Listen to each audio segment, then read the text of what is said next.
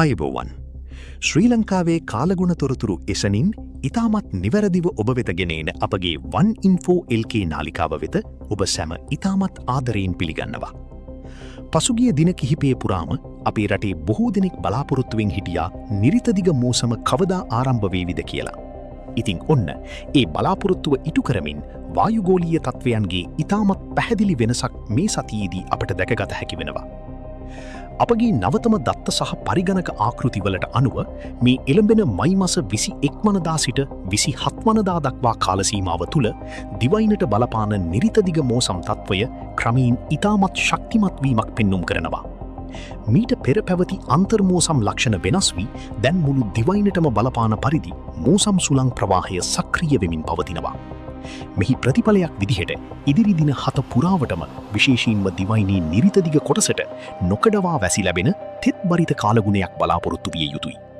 මේ නිසා ඔබ මේ දිනවල නිවසින් බහරට යනවා නම් ඔබේ එදිනදා සැලසුම් තරමක් වෙනස් කර ගැනීමට සිදුවේවි. එසේනම් අපි දැන් දිනින් දින දිවයිනේ විවිධ ප්‍රදේශවලට ඇතිවිය හැකි කාලගුණික වෙනස්කම් පිළිබඳව ඉතාමත් සවිස්තරාත්මකව විමසා බලමු. අපි මුලින්ම අවධානය යොමු කරමු මයි මස 21 වන බ්‍රහස්පතින්දා දිනයේ කාලගුණය කෙසේ වේවිද කියා. එදින දිනය පුරාවටම නිරිතදිග මෝසම් තත්ත්වය ක්‍රමයෙන් ශක්තිමත් වීමක් අපිට පැහැදිලිවම දැකගත හැකි. මේ සක්‍රිය වන මෝසම් සුළං ප්‍රවාහයත් සමග අරාබි මුහුදේ සිට පැමිණෙන අධික තෙතමනයෙන් යුත් වලාකුළු ලංකාවේ බටහිර වෙරළ තීරයෙන් ඇතුළු වීමට නියමිතයි.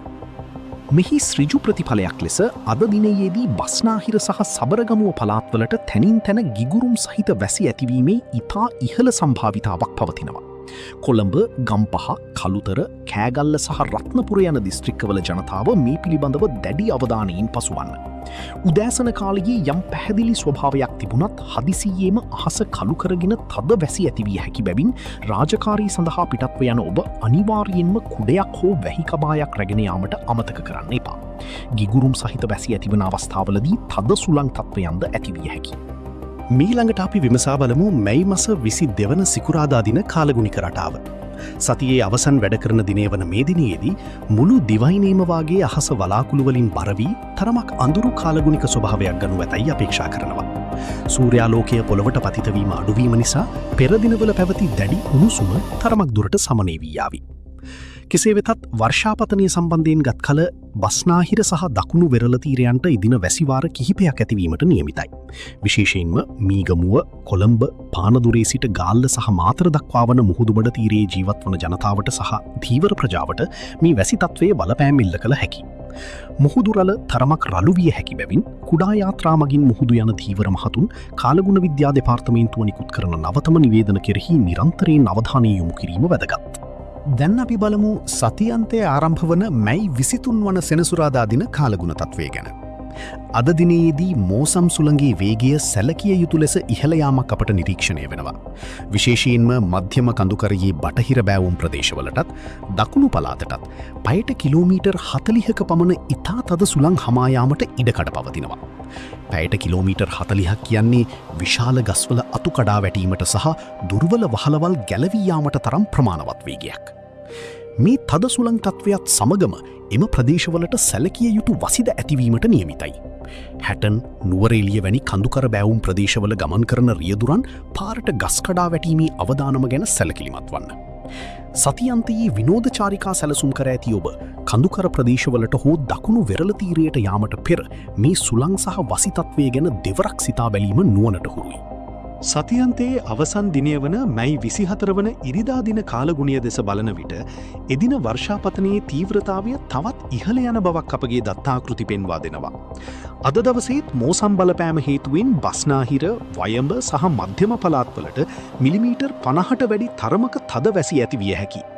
මිලිමීටර් 50ක් ඉක්මවා යන වර්ෂාපතනයක් යනු කෙටි කාලයක් තුළ පහත් බිම් ජලයෙන් යට කිරීමට සහ නාගරික ප්‍රදේශවල කාණු පද්ධති පිටාර ගැලීමට තරම් විශාල ජලකඳක්. කොළඹ සහ කුරුණෑගල වැනි ප්‍රදේශවල පහත් බිම්වල ජීවත් වන ජනතාව සුළු ගංවතුර තත්ත්වයන් ගැන කල්තියා අවධානයෙන් සිටින්න.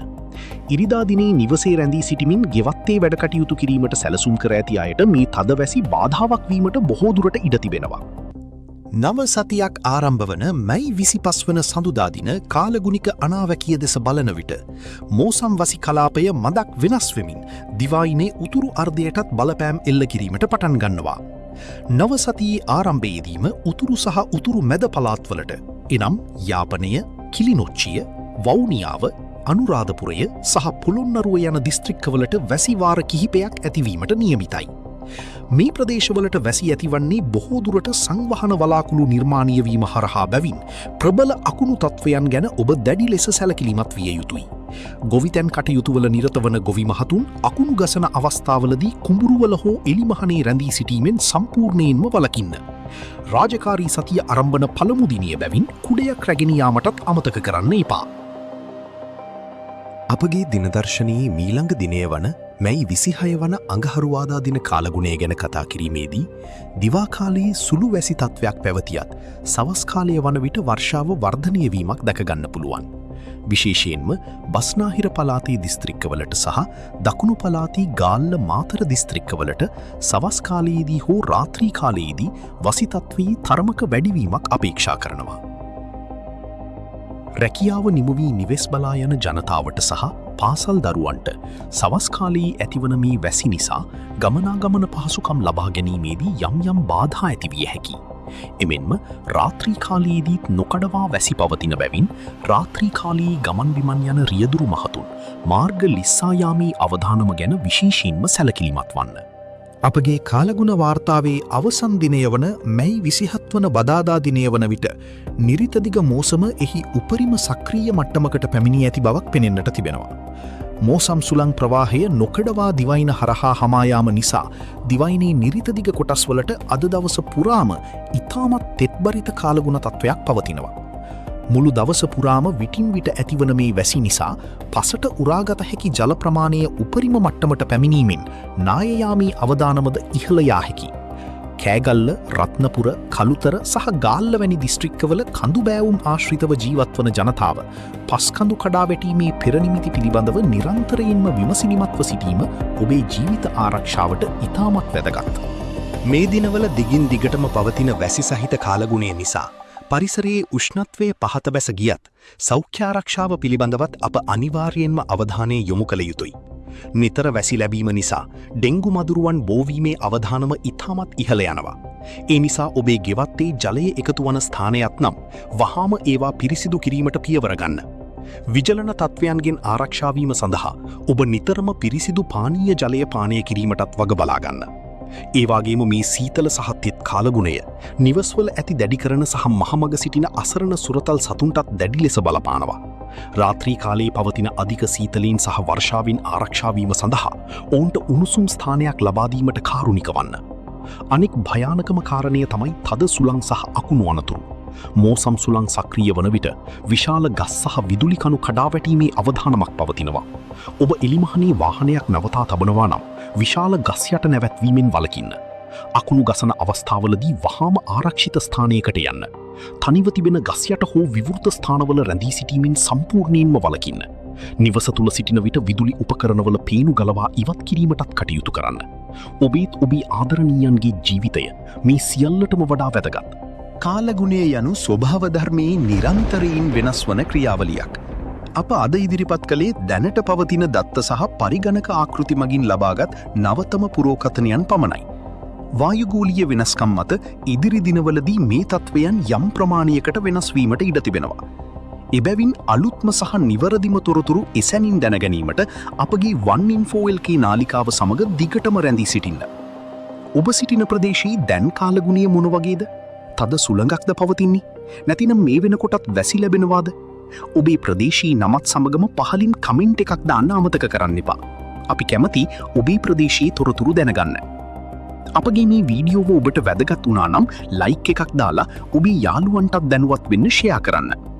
නාලිකාව තාමත් සබස්ක්‍රයිබ් කරලා නැත්නම් දැන්ම සබස්ක්‍රයිබ් කරලා ඊළඟට තියෙන බෙල් අයිකන් එකත් ක්ලික් කරන්න. එවිට අප දාන සෑම වීඩියෝවක්ම ඔබට එසැනින් දැනගන්න පුළුවන්. ඔබ සැමට ඉතාමත් ආරක්ෂිත සහ සාර්ථක සතියක් වේවා. ස්තුතියි, නැවතත් හමු වෙමු.